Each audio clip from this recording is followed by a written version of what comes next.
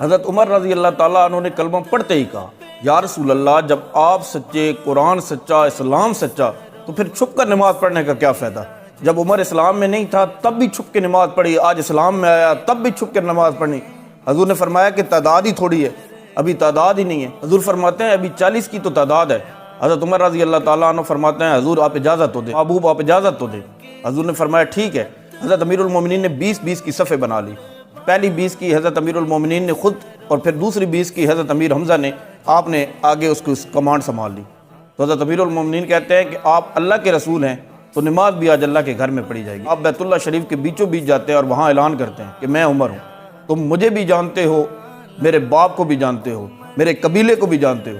آج جن لوگوں نے بھی اپنے بچے یتیم کرانے ہیں یا بیویوں کو ودوا کرانا ہے وہ باہر نکلیں، یہ نبی اللہ کے ہیں اور یہاں نماز بھی اللہ کی پڑھائی جائے گی۔ عمر کے